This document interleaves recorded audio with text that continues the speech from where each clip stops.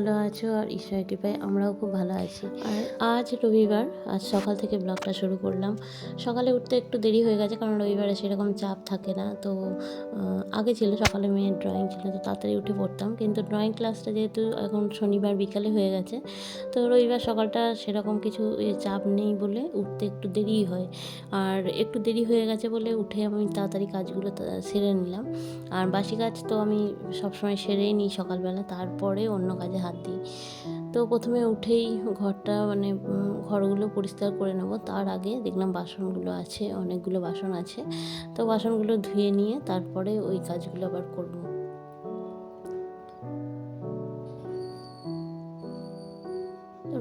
অনেকটা রাত হয়ে যায় খেতে, 11টা এরকম বেজে যায়, 11টা পেরিয়েও যায় একদিন। তো তারপরে ভাবি আবার বাসন ধোবো, অনেকটাই দেরি হয়ে যাবে। তো সেই জন্য রাত্রে বাসনটা ধুয়ে রাখি না, পরের দিন সকালে তাড়াতাড়ি করে নিই।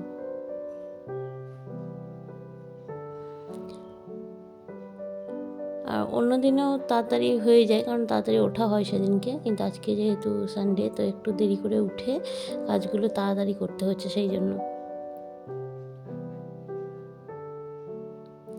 আর বাসন ধোয়ার পরে সবসময় আমি সিঙ্কটাকেও পরিষ্কার করার চেষ্টা করি, সেটা দেখাতে পারছি না তোমাদেরকে, দেখানো যাচ্ছে না, কিন্তু সিঙ্কটায় আমি সবসময় যতবার বাসন ধুই ততবারই সিঙ্কটা পরিষ্কার করার চেষ্টা করি। তাহলে কি হয় যে ডিপ ক্লিন করার আর প্রয়োজন পড়ে না। প্রতিদিনই যখন আমি বাসন ধুই ওই স্কচ ব্রাইট দিয়ে সিঙ্কটাকেও আমি পরিষ্কার করে নিই।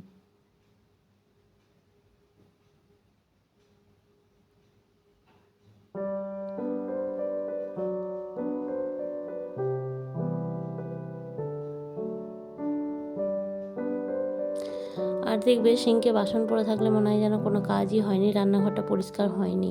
তো ওটা পরিষ্কার থাকা মানেই মনে হয় যেন পরিষ্কার হয়ে গেছে। আর এই যে বাস্কেটটা দেখছো, এটা কিন্তু খুবই কাজের। এটাতে আমি বাসনগুলো সব রেখে দিই আর জলটা ঝরে যায়, বাসনের জলটা ঝরে একদম সিঙ্কে পড়ে। তো এখানে আমি বাসনগুলো একে একে সব গুছিয়ে রাখবো। তারপর বাস্কেটটাকে আমি সিঙ্কের দিকে টেনে নিয়ে গিয়ে ওখানটায় দিয়ে দেবো, তাহলে যতটা জল ঝরবে বাসন থেকে সবটাই সিঙ্কে পড়বে। তো দেখো কত জল পড়েছে এই দিকটায়, কারণ ওখানটায় আমি রেখেছিলাম বলে জলটা পড়েছে আর কি। তো পুরো জলগুলো একদম মুছে নেবো, তা নাহলে একদম কেমন একটা দাগ দাগ হয়ে থাকে, সেই জন্য জলটা আমি ভালো করে কাপড় দিয়ে মুছে নিচ্ছি, তা নাহলে এইগুলো আবার পরে দাগ হয়ে যাবে।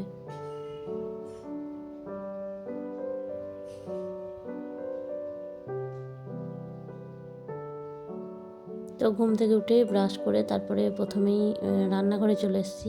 রান্নাঘরটা আগে পরিষ্কার করে নেব, তারপরে অন্যগুলো পরিষ্কার হবে। ভালো করে পরিষ্কার করে নিলাম, সিঙ্কটাও দেখিয়ে দিলাম তোমাদের, পরিষ্কার হয়ে গেছে। আর এদিকে ঝাঁটটা দিয়ে নেবো, ঝাঁট দেওয়ার পরে আবার মুছতে হবে। এই ঘরটা, দুটো ঘর, ডাইনিং সব ঝাড়ু দিয়ে নিলাম। আর টেবিলের তলাগুলো একটু টেনে টেনে পরিষ্কার করে নিলাম। আর এখন যেন যেহেতু ফ্যান চলছে, তো খুবই নোংরা হচ্ছে, নোংরাগুলো গিয়ে সব টেবিলের নিচে জমা হচ্ছে। চুল টুল অনেক কিছুই যাই হচ্ছে সব গিয়ে ওখানটায় জড়ো হচ্ছে। টেবিল ফেবিল সব সরিয়ে পরিষ্কার করে নিলাম ভালো করে, আর তারপরেই মুছে নিচ্ছি। তো সকাল থেকে উঠে এই কাজগুলো হয়ে যাওয়া মানে অনেকটাই কাজ এগিয়ে যাওয়া। আর এই কাজটা খুব তাড়াতাড়ি করতে পারলে মনে হয় যেন সব কাজটাই হয়ে গেল। তারপরে ওসব কাজ ছেড়ে একটু পরিষ্কার হয়ে নিলাম, নিজের কাপড় জামা চেঞ্জ করে তারপর চলে এলাম চা করতে, কারণ তন্নিকে গান শেখাতে এসছে গানের আন্টি, আর আমরাও চা খেয়ে নেবো সবাই। তো একসঙ্গেই চাটা করে নিলাম। তারপর ওদেরকে চা দিয়ে এসে ওর গানের আন্টিকে দিলাম, তিন্নিকেও একটু চা বিস্কুট দিয়ে দিলাম, কারণ ও উঠেছে, ওঠার পরে একটু বাদাম আর জলটা খেয়েছিল, চা খায়নি। আর অনেকক্ষণ গান শেখাবে, তো ওকেও একটু চা বিস্কুট দিয়ে দিলাম। তারপর আমি একটু চা বিস্কুট খেয়ে নিলাম সোফায় বসে। তারপর দেখলাম সোফাটার খুব খারাপ অবস্থা হয়ে আছে, তো ওটা যেহেতু সামনেই, ঘরে ঢুকেই যেন সোফাটাই আগে দেখা যায়, তো সেই জন্য ভাবলাম ওটাকে আগে পরিষ্কার করে নিই, তারপরে আবার রান্নাবান্নায় হাত দেবো। তো সেই জন্য সোফাটাকে আগে পরিষ্কার করে নিতে এলাম।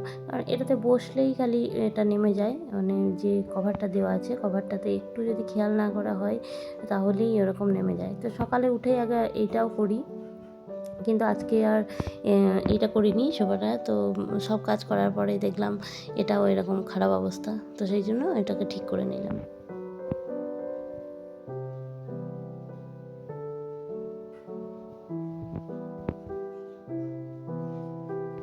আর এই যে দেখছো সেন্টার টেবিলটা, এটা কিন্তু নতুন দিয়ে গেছে, মানে কালকেই দিয়ে গেছে এটা। এটা আগে ছিল না, এটা অনেক দিন থেকে অর্ডার দেওয়া ছিল। তো এর মধ্যে আবার আমি এই ফুলটা রেখেছি, দেখো কি সুন্দর লুকটা এসেছে এখানকার। তারপরে এই ঘুগনির আলুগুলো সেদ্ধ করতে দিয়েছিলাম, আলু আর কলাইগুলো। তো সেটা দেখলাম সেদ্ধ হয়ে গেছে।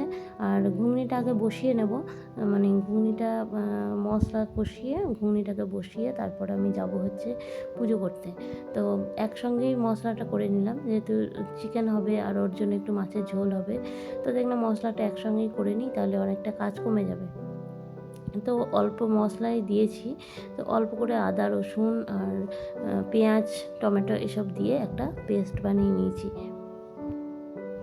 আর সেখান থেকে একটু নিয়ে ঘুগনিটা বানালাম, আর বাকিটা আছে সেটা আমার চিকেন আর মাছ রান্নাতে কাজে লেগে যাবে। তো কালকে রাত্রে একটু মটর ভিজিয়ে রেখেছিলাম, যেহেতু ঘুগনিটা হবে। আর ঘুগনিটা না হলে কেমন, মানে রবিবারে তো একটু মানে তিন্নি বেশি কষ্ট পায় আর কি, তো ওর জন্য আমাকে ঘুগনিটা করতে হয়।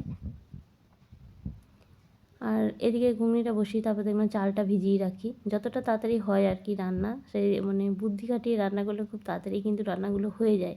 একের পর এক যদি করে নেওয়া হয়, যে এটা করে রাখি, এটা করলে তাড়াতাড়ি হবে, এরকম করে যদি একটু বুদ্ধি খাটিয়ে রান্নাটা করা যায়, তো আমার মনে হয় খুব তাড়াতাড়ি হয়ে যায়। আর আমি এদিকে চালটা ভিজিয়ে নিলাম, কারণ ইন্ডাকশানে এখন আমি ভাতটা করছি, তো ইন্ডাকশানে একটু দেরিই হয় ভাত হতে।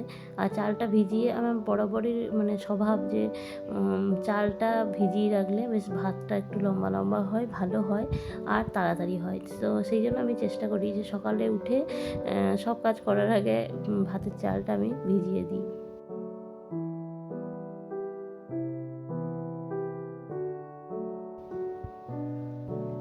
তারপরেই দেখলাম গাছে দুটো জবা ফুটেছে, একটা লাল একটা গোলাপি। আর সেগুলো তুলে নিয়ে আমি এখন যাব ঠাকুর ঘরে।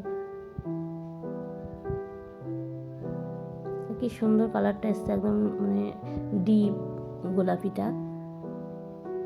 এদিকে ব্যালকনিতে আজকে ফুল ফোটেনি, ওদিকে দুটো যে জবা গাছ দুটো রেখেছি সেখানেই ফুলটা ফুটেছে। আর এই গোলাপি ফুলটা দেখতে কিন্তু খুব ভালো লাগে, সুন্দর লাগে, তাও কি সুন্দর ফুটেছে। তো মহাদেবকে চান করিয়ে পুজোটা স্টার্ট করলাম। প্রতিদিনই এটাই করি, যে মহাদেবকে আগে চান করিয়ে তারপর চন্দন মাখিয়ে পুজোটা স্টার্ট করি আমি। তো পুজোটা তো আমার হয়ে গেল কমপ্লিট, সেটা তোমাদের সঙ্গে আর শেয়ার করলাম না আজকে। খেতে বসেছি, একটু টিফিনটা করে নেব। আর টিফিন করার আগে পুজোটা আমি সারি, সবসময়ই তোমাদেরকে বলেছি আগের ব্লগেও, যে খাওয়ার আগে আমি ঠাকুরকে ফুল দিতে ভালোবাসি, মানে ফুল জল ঠাকুরকে আগে খাওয়াই তারপরে খাই, তা নাহলে মনটা কেমন লাগে।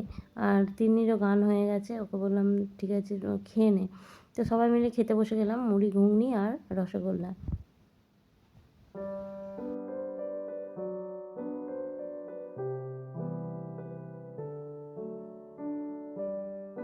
আর এই পিটুনিয়া ফুলগুলো দেখলাম নিচে বিক্রি করছিল, তো ওকে পাঠালাম যে যাও গিয়ে নিয়ে এসো। আর টবগুলোও ফাঁকা হয়ে গেছে, কারণ গাঁদা গাছগুলো তো এখন আর নেই, তো সেই জন্য টবগুলো ফাঁকা আছে। আর হবে কি হবে না বলে ভয়ে দুটোই নিয়ে আসা করিয়েছি। এর মধ্যে কিন্তু অনেকগুলো করে চারা আছে, কিন্তু এক জায়গায় রাখলে বেশি ভালো লাগছে বলে আমরা একটা একটা করে চারা না বসিয়ে একসঙ্গে দুটোতে বসিয়েছি। আর ফুলগুলো এমন কিছু দামও নয়, 6 টাকা করে এক একটা থোকা, মানে এক একটা চারাতে অনেকগুলো, মানে এই যে দেখলে গাছটা, ওর মধ্যে 3-4টে করে চারা আছে, কিন্তু 6 টাকা দাম।